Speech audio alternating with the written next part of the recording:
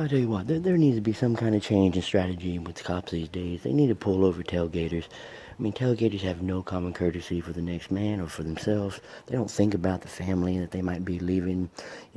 Right ass cause crash. It's easy as that. I mean, we go and take our test, and when we, turn 16 and the DMV, and they say leave a car length or two. Now I'm going to show you the.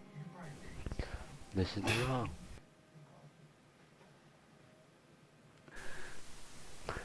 This way is the right way.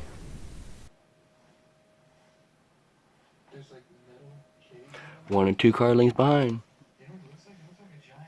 He got on my ass and backed off.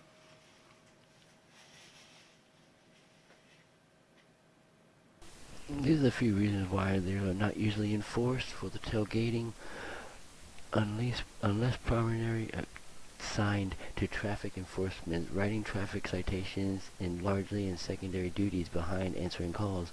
In many departments, traffic enforcement has to be encouraged by the implementations of minimal performance standards, more commonly known as the Q word, the quotas.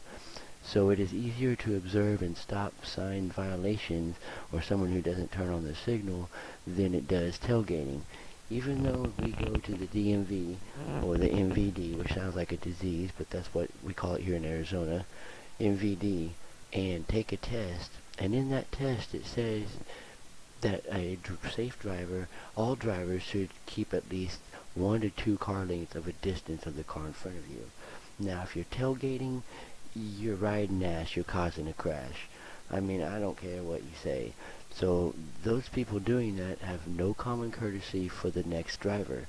They don't care if they get in a cause a crash, and they don't care about themselves. I mean, I'm sure we all have families. I'm sure we all want to go home to them. But how can you if you're riding ass and possibly could cause a crash? So I think the cops need to come down and crack down and start busting people and giving citations for people tailgating, or in other words, riding ass. I mean, that's the only way that people are going to stop. Other than that, there is no way.